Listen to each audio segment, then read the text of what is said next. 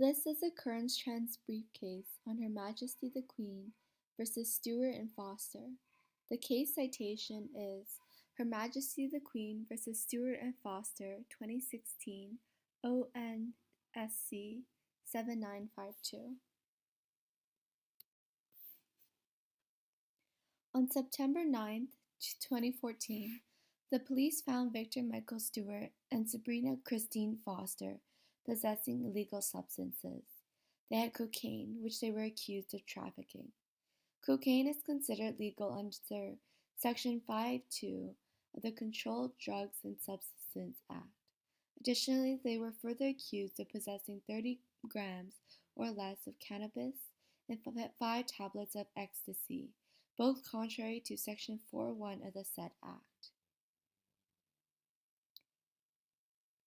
The two issues at hand are first, did either accused have possession of the cocaine, marijuana, or ecstasy? The second issue is, did the Crown prove possession, that is, the knowledge and some control over the item in question, beyond a reasonable doubt?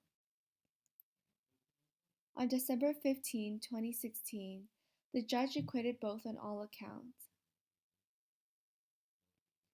Due to the lack of evidence on part of the prosecution, the judge decided against making inferences to substantiate the gaps in the evidence, meaning, for example, that the possession of cocaine could be inferred to mean that Stewart and Foster were selling cocaine.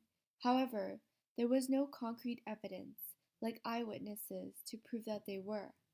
The judge then asked a series of rhetorical questions to prove the troubling lack of evidence and the gaps necessary to be filled for a conviction. While the judge concedes that the prosecution does not need to answer every detailed question, the prosecution still has a burden of proving guilt without a reasonable doubt, which the judge is not convinced they have done. The judge raised further doubt in the evidence by first questioning whether the man had possession of the drugs.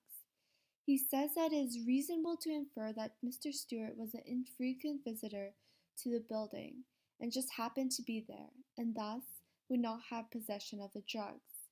Similarly, for Miss Foster, the judge makes inferences that the drugs found could belong to someone else and not Miss Foster. Just because she was there does not necessarily mean that the drugs are hers. The judge concludes that the circumstantial evidence is not sufficient enough to convict the accused.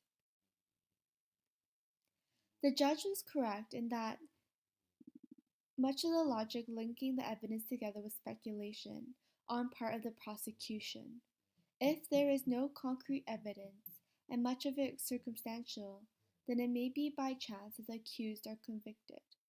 As our legal system abides by innocent until proven guilty, the judge had to presume that the accused were innocent because they were not yet proven guilty.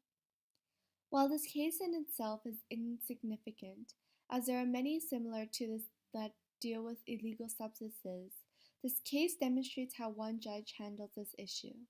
The way in which a judge wrote the report was disconcerting in its informality. For example, he begins by writing, late one afternoon, the police busted down an apartment door at Meaford and found a guy inside, Mr. Stewart, and a gal, Miss Foster.